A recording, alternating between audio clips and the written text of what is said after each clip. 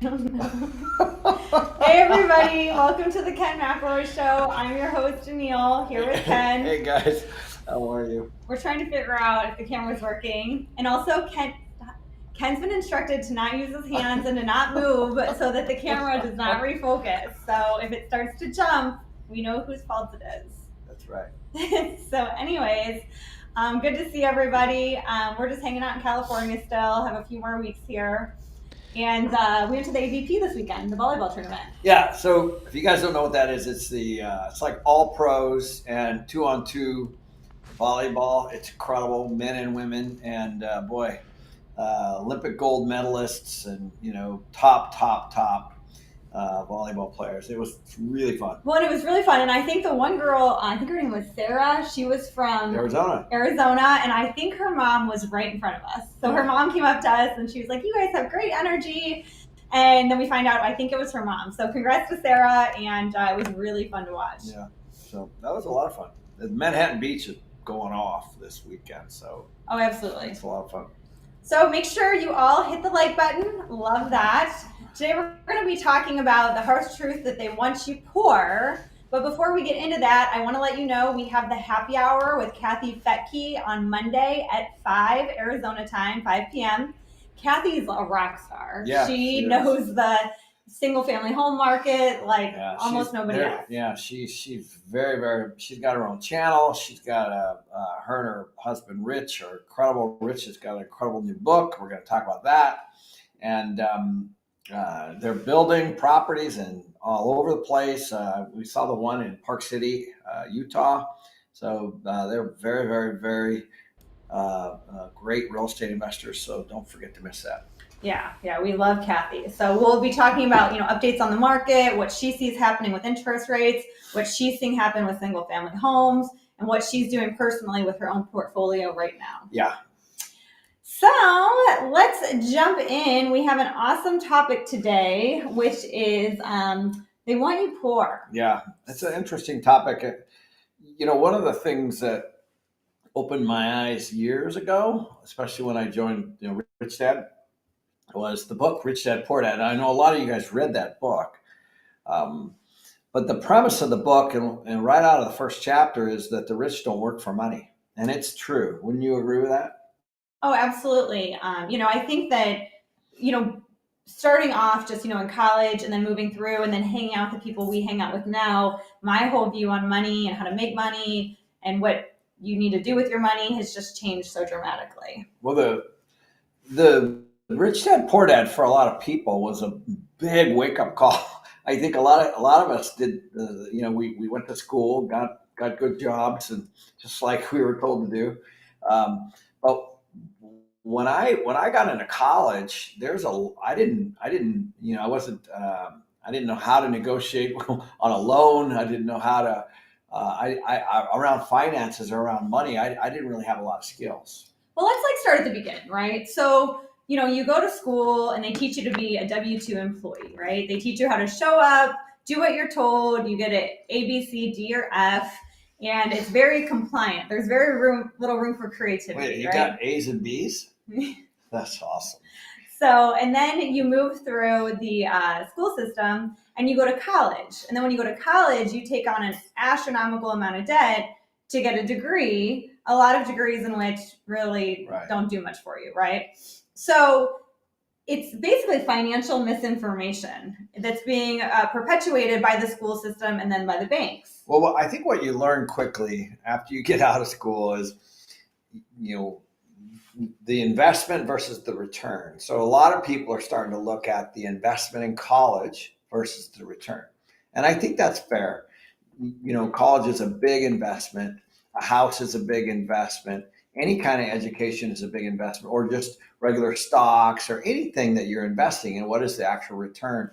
But for some reason, a lot of people just, there's a smokescreen around college and the return on investment. And we have a lot of friends that have graduated with a lot of debt, and they're still behind that debt. So what I mean by that is that they have, let's say, hundreds of thousands of dollars in debt. Maybe they were a lawyer, maybe they were a doctor, and it's precluded them from actually buying, whatever it is they want to buy. In some cases, homes, right? So they're renting. So that, we just talked to two people. One was a doctor, one was a lawyer, and they're married, and they were in the hundred thousands each, but they were renting.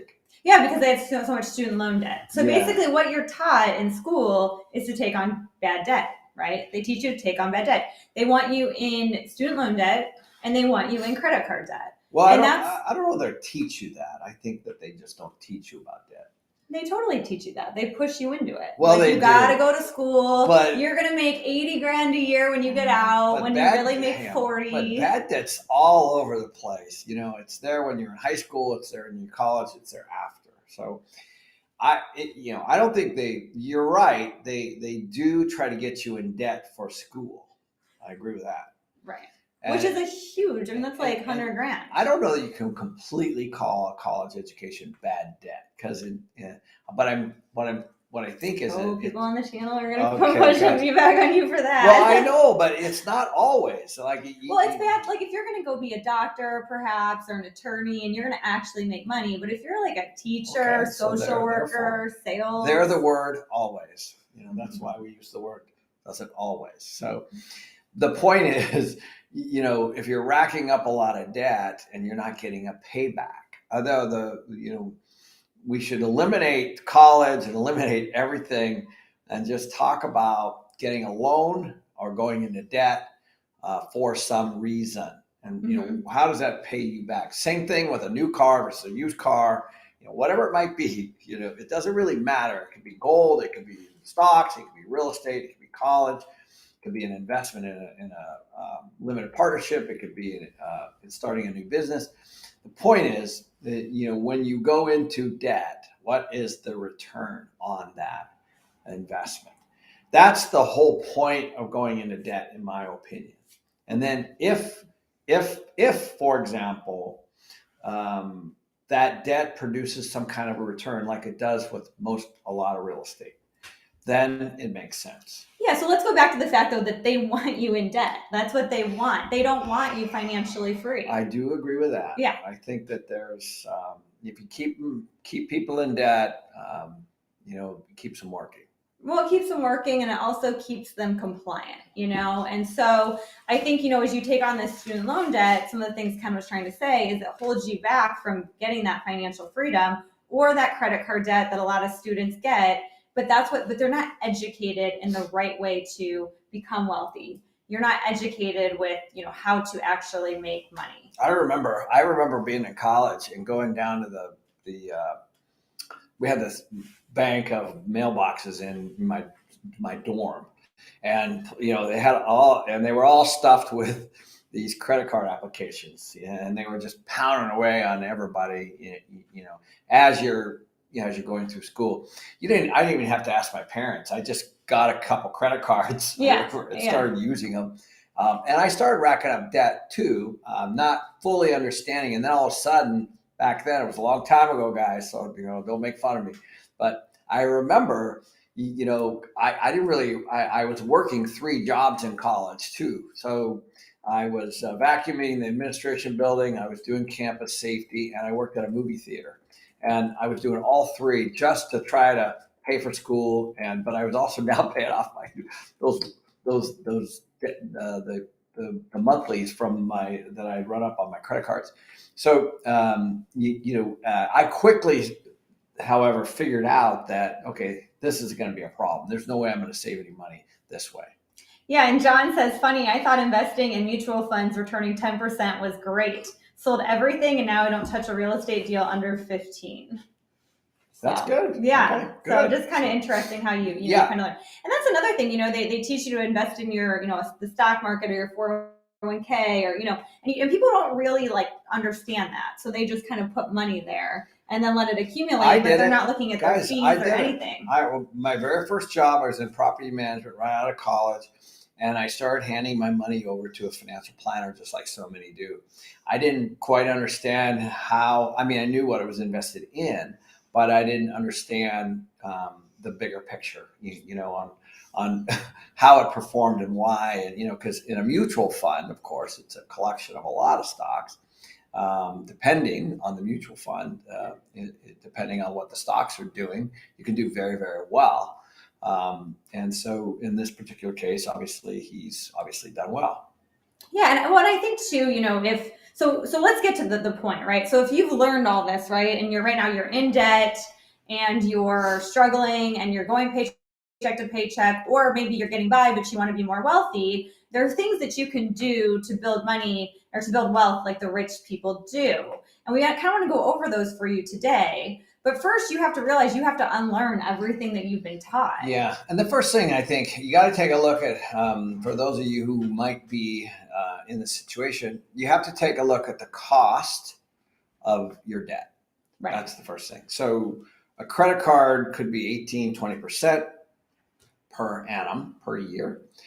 So, we'll call it 1.5 points a month, whereas a real estate loan might be 4% per year. So again, it's just money that you're using. It's other people's money, or OPM. So it doesn't really matter what it's for. Your car loan might be 5%, let's say. So you should be taking a look at all of those things. And you should be tackling the ones that are the highest first. Those are the ones that you want to pay off, because obviously if something's burning at 20% a year, let's say, and you got, let's say, 10 grand on it, that's a $2,000 a year expense that you need to eliminate, because you're not even paying down the 10. Well, and I think that's a really important thing, because I have a lot of friends that ask me, oh, where should I start with my debt, right? And like Ken said, you start at the highest interest things. You don't always want to pay off your student loans if they're sitting at like a fixed 3% rate. So that's exactly what mine were. Mine were 3%. I had student loans. I elected not to pay them off early because at the time, 3% was a great deal. And as an example, if I'm at a 3% loan today on a student loan, let's say, and inflation is somewhere between 8 and 9%, that's a good deal. Right. And people don't know that. Like right now I have a girlfriend and, she wants to save up for her first condo, right? But she's telling me, well, first I want to pay off all my student loans. And, she makes pretty decent money and her student loans aren't that bad. And I tell her, you might not want to pay those off because those are like 3%. You know what I mean? So you may want to first buy a condo now and then pay that debt off later. Now, if that was credit card debt that was 18-19%, yeah, you have to pay that off first. And she actually did pay that off first because she had credit card debt and student loan debt and car payment debt. Yeah. So she kind of nixed it all down to just student loan debt. But this is the part about being smart about money, is looking at that. The inflation rate, is it a fixed rate? What percentage are you paying before, you're going to go purchase an asset that's going to cash flow? And then the next piece that I think, like the fellow with the mutual funds, the massive advantage that, let's say, a lot of other investments have, not just real estate, are the tax advantages. So like on most of the real estate that we own, we get massive depreciation and cost segregation and bonus depreciation to be able to wipe out any cash flow that we might be getting. Whereas a lot of other things like, let's say, a mutual fund or a stock, if you're buying and selling, or even there's distributions from it, you're hit with ordinary income. So now we're starting to get into the tax arena piece, but that is kind of the next step, is understanding, if you really boil it down, most people work until about mid-May just to pay tax. You think about that. That's like 30-40%. Just take your 12-month calendar year. You're somewhere in April, May, paying tax. So it's your biggest expense of your life. And so once you start to wrap your head around that, you're not just focusing on the income or what you're making on an investment, but you're also looking at how much you can keep. Exactly. Yeah. The tax, being able to write things off is very important. But really, you can only do that if you have your own business. You can't do that if you're W-2. Which is super easy to do, because even if you are a W-2, you can set up a business, and you have to do this legally, and there's things that you can run through the business. I was just spending an hour on the phone with my CPA this morning on a number of things I'm working on, and you can legally run things through a business as you grow that business and as you start to figure out your side hustle or your other sources of income. Yep, absolutely. And something else you have to learn to do is you have to learn to budget. You have to learn to budget your money. Very basic, but if you don't know where your money's going, you're never going to have control of it. Well, I think you should tell them your story because you got into pretty serious debt. Yeah. When I was in my early 20s, I was a school teacher and I was making no money, so making like 28 grand a year, 30 grand a year. And I wanted to live the, fun lifestyle. So I was buying all these expensive clothes and all going out every night. And so I racked up like 9 grand in credit card debt. And for me, making 30 grand a year, 9 grand is a lot of money. And I also bought a brand new Honda, which I think at the time was like 25 grand or something, which is not what you should do if you're making 30 grand a year.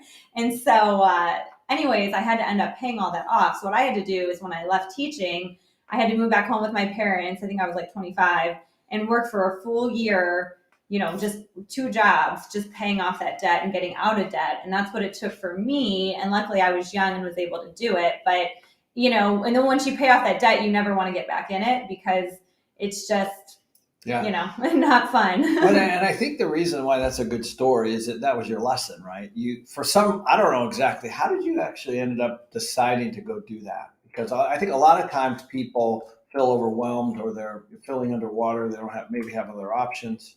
I think because I knew, I never envisioned myself making more than 30 grand a year just because I was 24, 25 and, whatever. And so wasn't very financially educated. And so I just thought, if I didn't have these payments, is the only way I'm going to be able to afford to actually live on my own. So I wanted to get rid of those because they had started to add up, with everything. I think it was about $600 a month, but for somebody who was only making, $2,000 a month, it was after tax. It was pretty a lot of money. So my whole goal was just, let's get this car paid off. Let's get these credit cards paid off. And then I can leave and go back out on my own and kind of start again.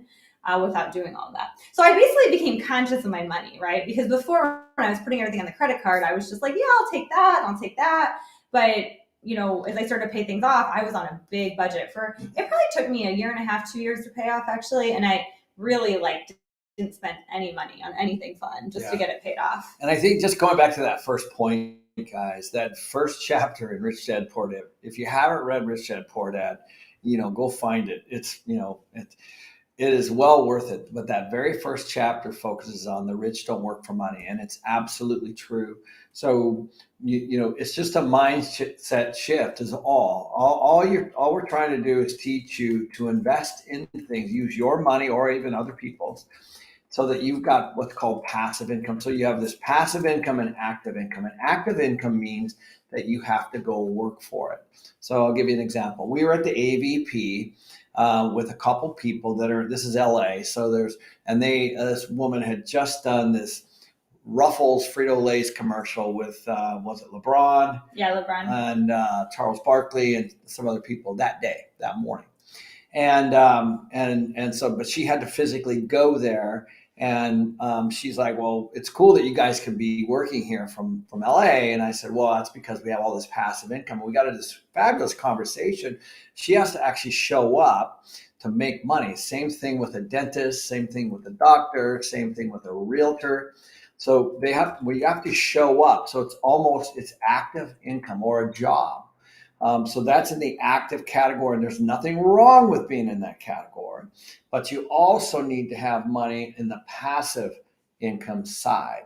So, and that's the situation we're in. So we're actively making money on the active side, but we have a tremendous amount of money on the passive side. So Danille's got 4 rentals that are generating while she's here. They're generating income for her. And of course, you guys know what I have. We've got about 10,000 apartments that are generating millions of dollars a month in passive income. And so when we switch over to the active side, which of course we're still doing, it's conscious, but we're always trying to dump it more over to the passive side. So you can make money on the active side, but you should be trying to build up your passive side. And the goal is to try to be financially free. That's the entire goal. So let's say your monthly expenses are $5,000 or $6,000 a month. The entire goal for you should be to try to invest to cover that number. Here, that's the first thing I did. That's the first thing Danille did. Just try to cover your monthlies. And that could be, it could be rent, it could be mortgage, it could be a car payment, it could be whatever it is. But you just figure that out and then figure out how can I generate enough money passively so that you don't actually have to physically go in somewhere to cover that number. And then you're financially free. And now you've got things on both sides. So I think that's the most important thing. Yeah, and Millennial said something. He said that he's asked why not everybody does real estate, and that's not everybody wants to make the sacrifices to do it, and that's very true. Because in order to invest and do all this, a lot of you need to watch your spending and earn more money. Well, how do you earn more money? Well, that might be working 2 or 3 jobs. You're not going to just waltz into passive income, right? You're going to have money saved to then go invest in something, whether it's a business or real estate or whatever it is that you want to invest in. You have to have that additional money. And most of you, if you're listening to this right now, are probably not making it from your one job.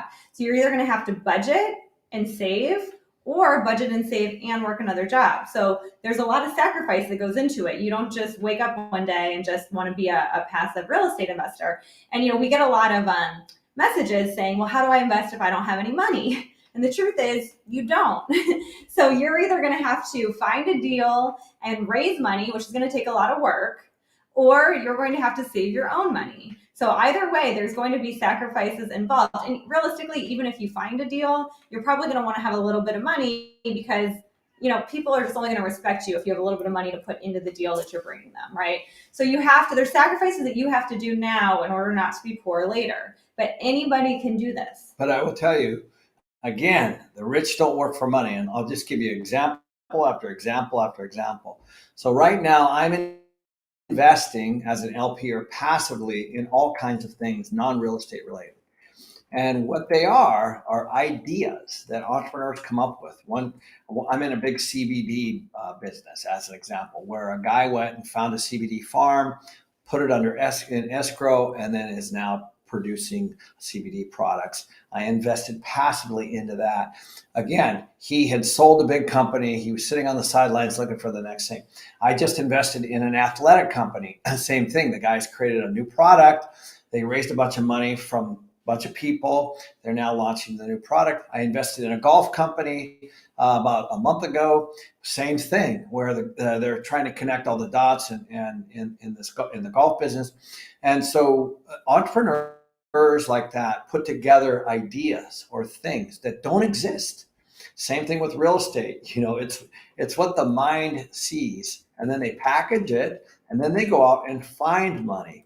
And that is how real money is made. So you don't need money to invest. You need a great idea or a great real estate deal to invest. And then once you find that, then the money comes. Trust me on this. This is how the world works. If you look at how Warren Buffett started, he started, I think, with 10 people, just investing a very small amount of money in Berkshire Hathaway. So it all starts with an idea or a deal. Absolutely. And I think flipping homes, this might be like the quote of the whole show, just for all of you that are a little bit higher level. He says, part of our issue was too much thinking about building capital instead of passive. We probably could have been retired already with all the homes we flipped. Yeah. So this is what I think is really going to start to show up next, is in a market that continues to go up. Let's say we're just talking about real estate at this point. You believe it's you. Everybody's like, oh, look how smart I am. We bought something, we used, say some hard money, and we made a bunch of money, and they do the next one, and the next one, and the next one, and the next one. When that music stops, and I've seen it stop in the 80s and the 90s, and I saw it stop in the 2000s as well, it stops hard. And if you're rolling the money to the next deal, then what you've done is you've just created not a business, but a busyness. And all you're doing is rolling that money forward. What we're talking about is slowing that model down and having tenants that pay off your house for you and taking a much slower strategy. So Jake says, I bought a 20-unit building with no money. Good for It him. was completely vacant. The seller financed 1.1 million and funded the rehab. True story. Yes. So, I'm telling you guys, these things exist. But Jake, how hard, Jake, did you work to I'm, find that it was deal? Was probably, it the first person you called? No, there's no way. So that's my point. Jake committed to a process and he figured it out. Now, that's not a once in a lifetime deal, guys. I've been doing shit like that for a long time. And, there's all kinds of stuff like this. You just got to find them. Trust me. Put the hard work into it. You create the value after you buy it. That's how you make money for everyone. Absolutely. So if you're watching this, please make sure you hit the like button. Trying to get over 125 likes. I think we can do it. Secondly, don't miss the happy hour on Monday. You have to be a premium member, an Inner Circle member, to see this happy hour. It's $30 a month. It's so worth it. Kathy Fettke's amazing. I'm sure you've heard of her before, but she is going to let you guys know what she is doing with her rental portfolio right now, single family homes. And if you're not a premium member, go ahead and join at kensinnercircle.com. So we're going into our Inner Circle questions. All right, let's go. All right.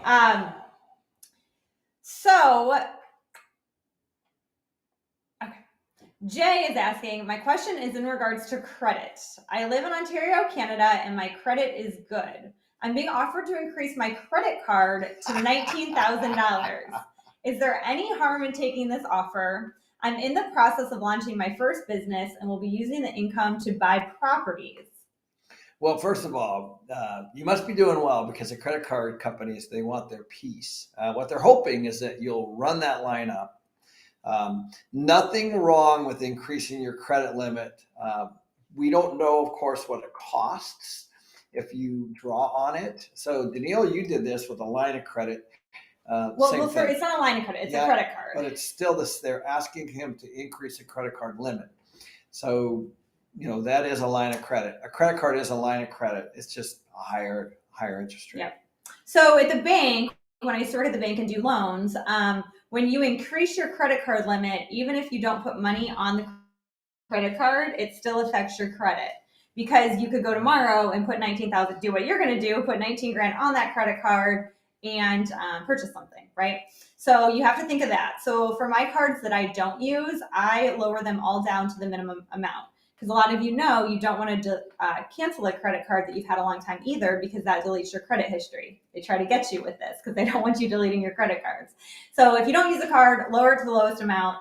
James or Jay, I don't know if I would put, depending on your interest rate, I'm assuming that it's variable because most credit cards are, and I'm assuming it's a high interest rate. They maybe are giving you a promo deal for the first year, but after that, I'm assuming it's a high rate. I don't think it's a good idea to put a property down payment on a credit card. Although personally. It just depends. So, I know I've had friends do this. They've actually used credit cards to buy something, but it's super short term. So they use it just to get to the next step. So, maybe 2 or 3 months at the most. So you would want to make sure that you wouldn't keep that high rate on there for a long period of time. But this is essentially how flippers work. They go in, they tie up a property, they use hard money, and then they find a seller after they rehab it. So if you have a plan for that to get out of that high rate, then you're probably going to be okay. But just be careful. Absolutely. And Michael Shane says, as Russ Gray says, don't borrow short to go long. Ooh, that's a good one. So I like that too. All right. Rosanna says that we own a house in Brown Point, Washington, free and clear. Would you still hold on to it and use it as a cash flowing rental, or sell it because it's in Washington? No. First of all, that's my home state. So I always batch on Seattle, now, which is where I grew up. But no, I think that if you've got a home that's paid off, I would. And one of the things you could do is you could do a cash out refinance and buy a primary home for you and then put a renter in there. But I would not sell that first one. you're going to have a capital gain based on your basis. So whatever you bought it for minus what you sold it for, that's called basis. And then you're going to have to pay tax on that. So I would be very careful on that. But again, we're in the real estate accumulation business, not necessarily, you're not trying to use all your equity and upgrade to the next thing. The other thing is the market is super hot. Also, I'm bullish on Washington long term, long term. But there are areas that I would definitely stay away from. But I think you're probably fine there.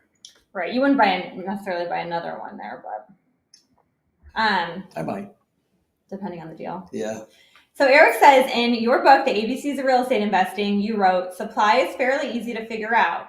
Tax and building records offer such information. Yep. Are tax and building records still the best way to evaluate supply for the residential market?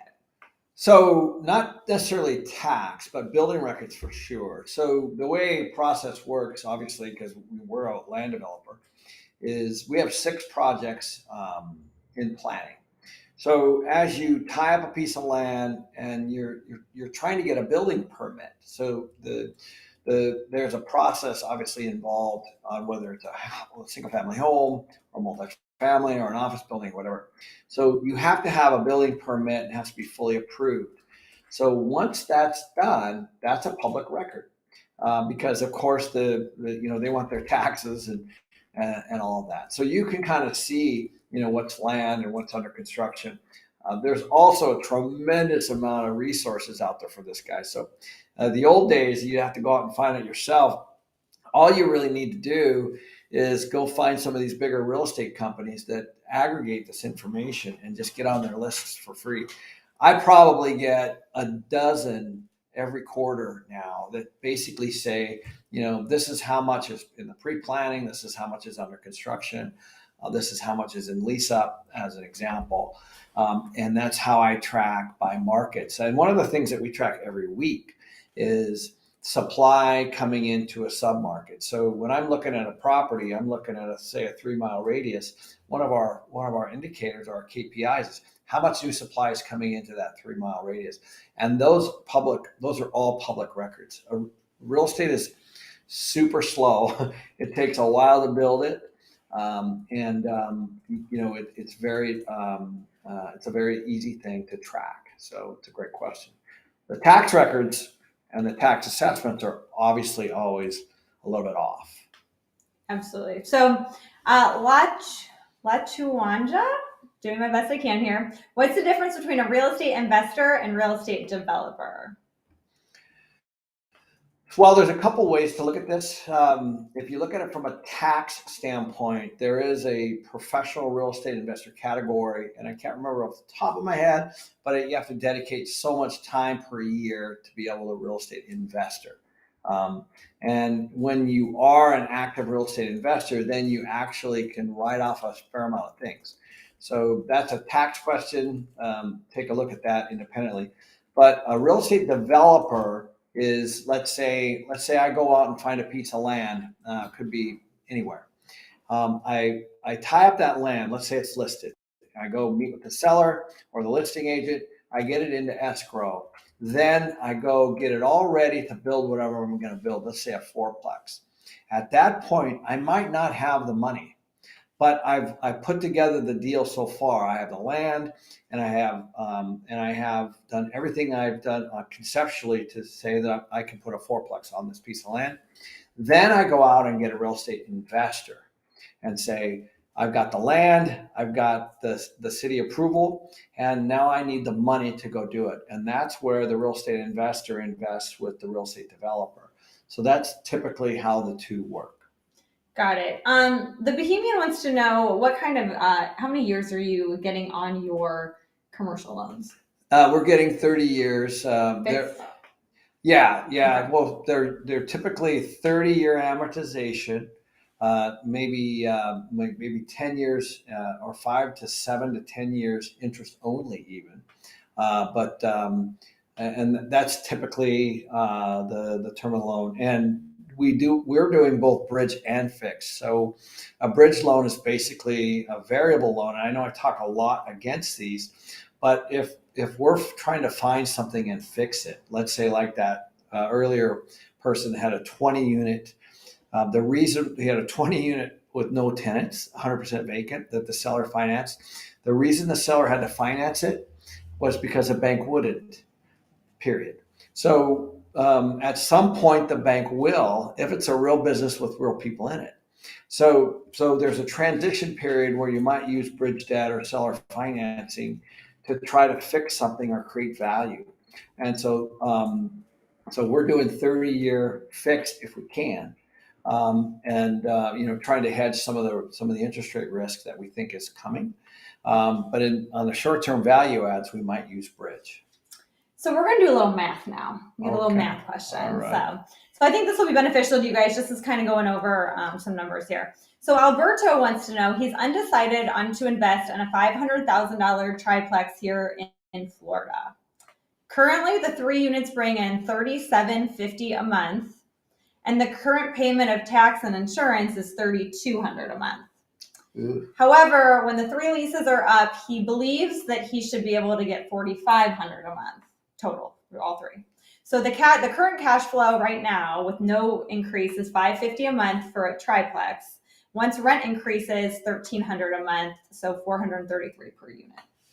Okay, that's a lot of numbers. But so a cash flow is $550 a month right now on a triplex, which means that all that needs to happen is 1 vacancy, and he's negative.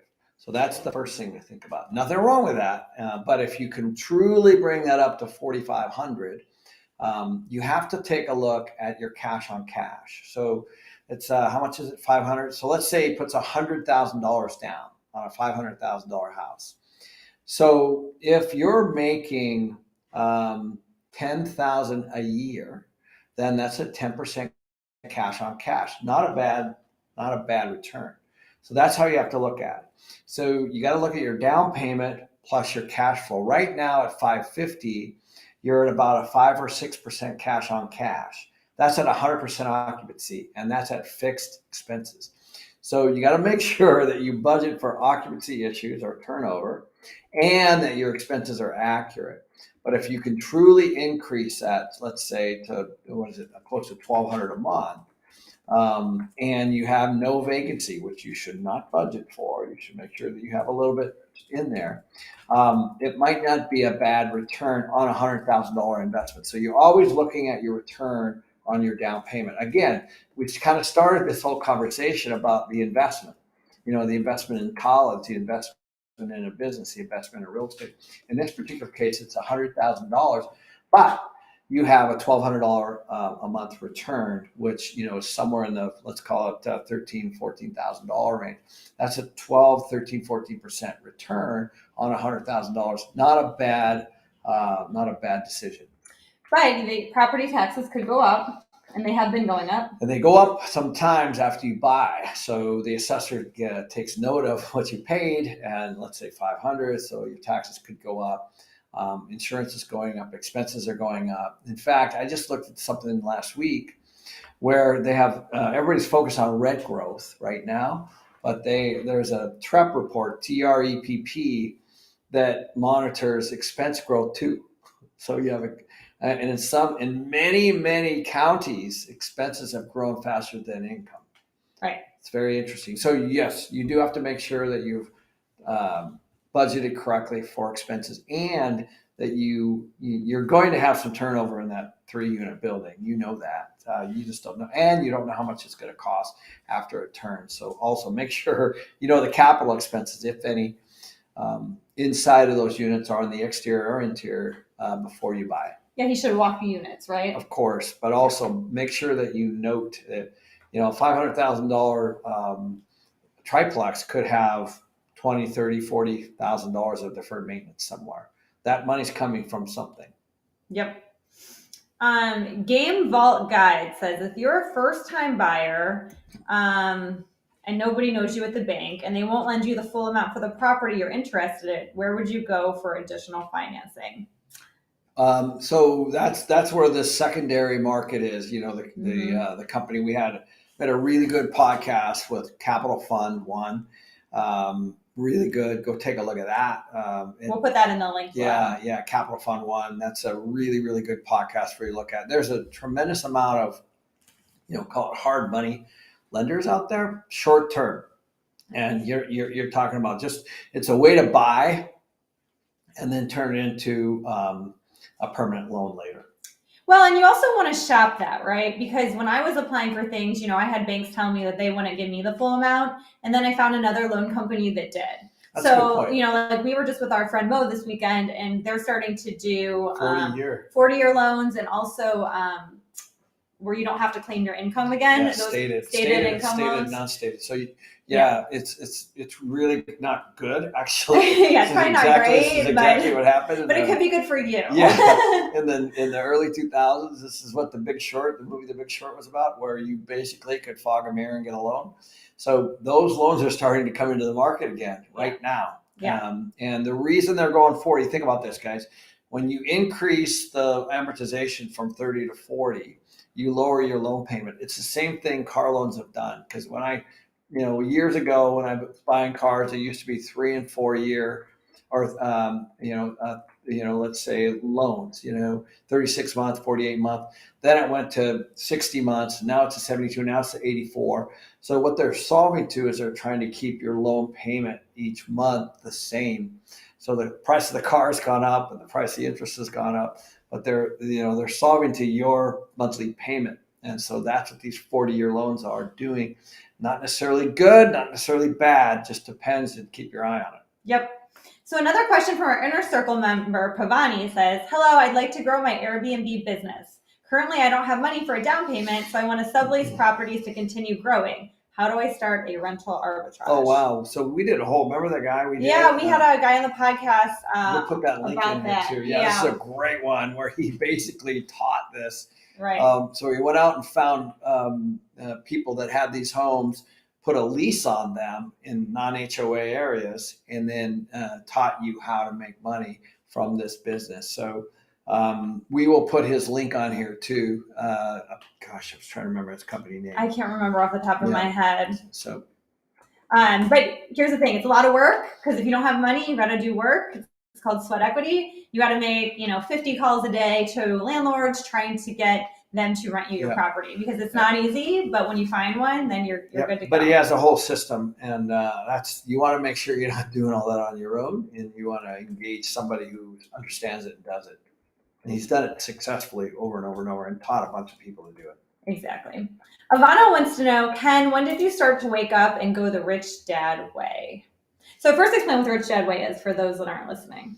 So I was investing in, just out of college. I was always in the property management and real estate investing business right out of university. And I met Robert and Kim in the early 2000s. So I had already been in the business for 15 years. And so one of the reasons that we got along so well was because we both believed in passive income. We both believed in the power of property management and holding things long term, using tax advantage, to your benefit, not selling, not flipping, more of a capital gains strategy. A lot of people use a capital gains strategy, but ours is more of a cash flow based strategy. So we were very aligned at the time I met Robert and Kim, and that's when they asked me to get involved.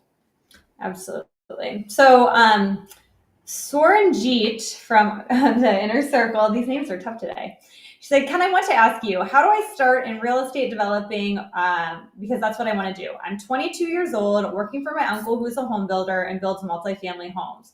He's inspired me to one day go beyond where he is now, but first I need to get started and would love some advice on where to start as a young person. Well, I think you've got the guy. Yeah, right. Man, I'll tell you what, I think everyone on this video here will wish they had an uncle that was doing it.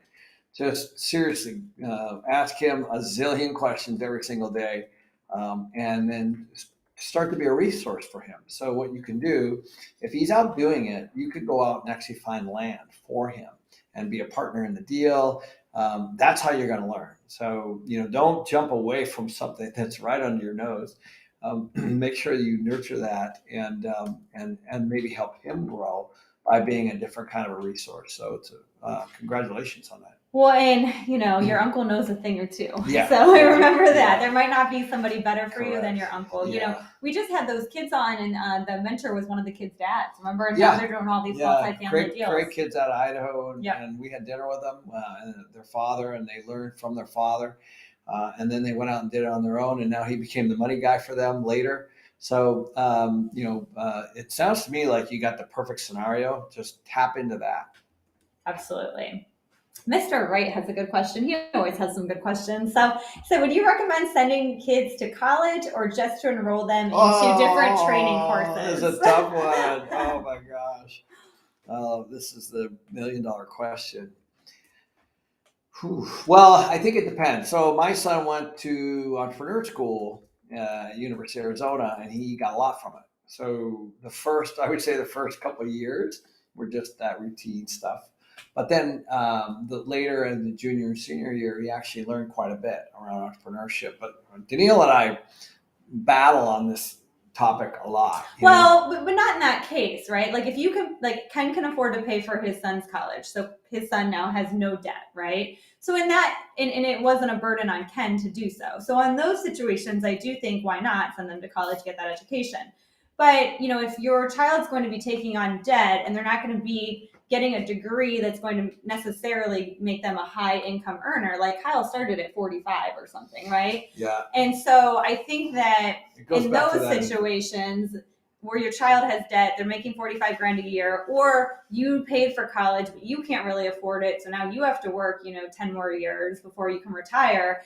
I think there's a lot of resources online that can train you to do what you need to do, unless you are doing something where you have to have a degree, like a CPA or a doctor or an attorney. Well, we kind of started here. We did start here. Is the investment worth it, right? And so if you're going to spend, let's say, 200 grand for a 4 to 5 year degree to get, your son or daughter through college, what is it going to produce for them? And so that's really the question. There are not all colleges are made the same.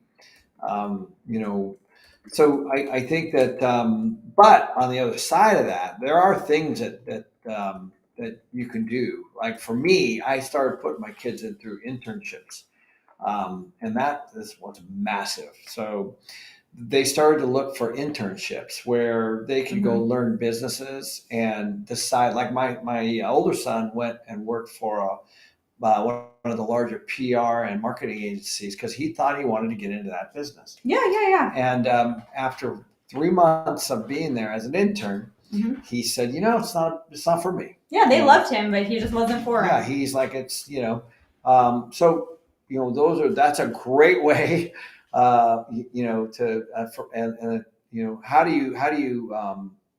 and that could be a trade. My dad was a mechanical contractor, so he was a sheet metal worker. So so I learned all about the trades, and I used to work in all that stuff as a kid.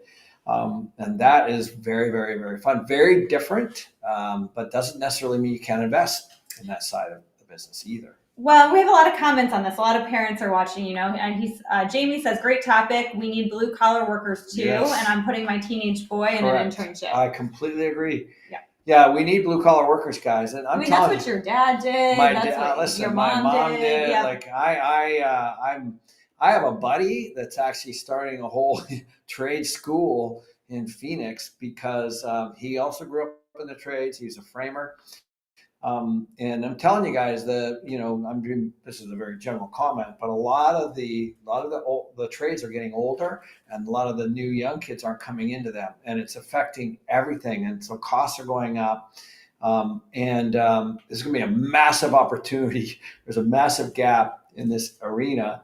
And I think if you're a young person that wants to come into the trades, you can aggregate and really grow an incredible business. Well, in your collective group, one of the kids' sons, he does an air conditioning business, and he's young. He's like 26, and he's making $100 grand a year on his own air conditioning business. Yeah, it's just him. Yeah, so there's real money in it. Yeah, there's real money in this, and there's people are clamoring for good tradespeople. So I grew up in the trades, and there was a time where I probably didn't look at it as favorably, shame on me because now it's going away. And Well, Eli says I spent my 20s as an electrician, retired at 32. Yep. So you can really, here's the thing though, with your kids or with yourself, they got to do something, right? Like you can't just go work at, the bar or restaurant and just not go to school. Like that's not what we would ever promote. But, you can go to trade school or, take internships or really learn things. And then you can become a well-rounded person just in doing that because you're working around all these professionals. So no matter which direction, they have to go some direction, but it doesn't necessarily have to be college. You just have to weigh the debt versus the reward of that. I had a conversation with my 21-year-old son yesterday.